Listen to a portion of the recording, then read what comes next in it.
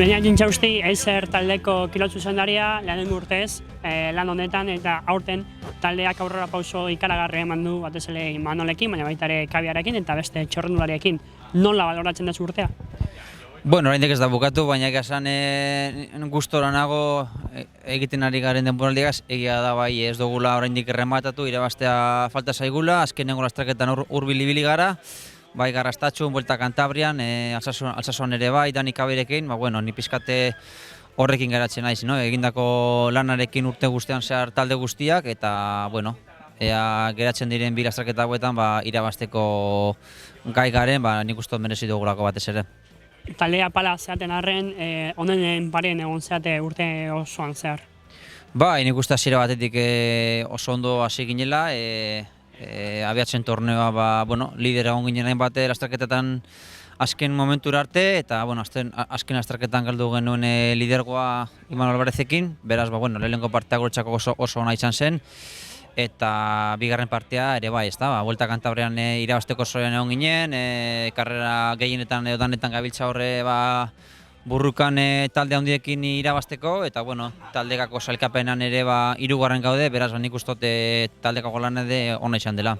Zu zerrekin geratzen zera, ze momentukin? Ni generalean taldeak eukiduen jarrerarekin geratzen naiz, egia esan bai Manol eta Dani aritu direla karrerak disputatzen, atxaldean taldeko lana egon da, denena urte guztian zehar, marzotik hasita irailera arte, eta ni horrekin galtzen naiz, lastraketan eukidugun jarrerarekin, talde lanarekin, eta horrekin batez ere bai. Oso ondo juten ari zait, regulartasun handia mantetzen ari naiz, baina oin dio garaipena ez dut lortu. Baina taldia konfiantza handiak anigan, eta saiatzen ari gara eskuak altzatzen, baina beti jende ona dago, baina balorazioa oso ona da. Argi dago zuretzat Gorakako terrenoa, beharrezkoa dela aurren ibiltzeko, oraindik ere geratzen dirala ere Gorakako igoerak, oraindik ere garaipena etorri leke. Bai, azkenean abiadura puntu hori ez dakat bukaeran, orduan Goraka baldin bada hobeto, eta aukera politxa daude ondiok, saioko gera gogor jotzen, eta ea bakarrik aiatzen garen. Alere, aurtengo importantena izango da ikasi ezula aurren ibiltzen, maiot bat defendatzen, gauza guzti horiek Kantabrian oso ondo egiten. Ikusi ezin dugula taldekidentzat horrek balio barriko dizu hurrengo urterako, ez? Bai, hori da, ez nengoen ohituta lasterketen lehian ibiltzea, eta aurten asko ikasi dut, eta hurrengo urtean espero dut asko hobeto jotia.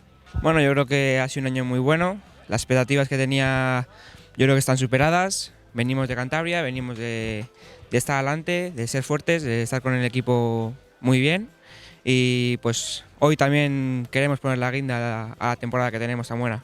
Primer año de aficionados, ¿qué te quedas? ¿Con qué te quedas? Pues yo creo que principalmente con el aprendizaje, la progresión que he tenido y sobre todo la Vuelta a Cantabria, que ha sido una vuelta muy buena. El Eizer ha dado un paso adelante este año, especialmente con Imanol, aprendiendo a defender lideratos, a estar adelante. Ferguson también os ha dado presencia.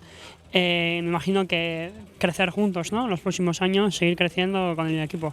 Eso es un proyecto muy bonito. Han buscado dar un paso adelante y yo creo que lo estamos dando de una manera muy grande. Muchas gracias y que termine bien la temporada. Ahí también, eskerrik asko.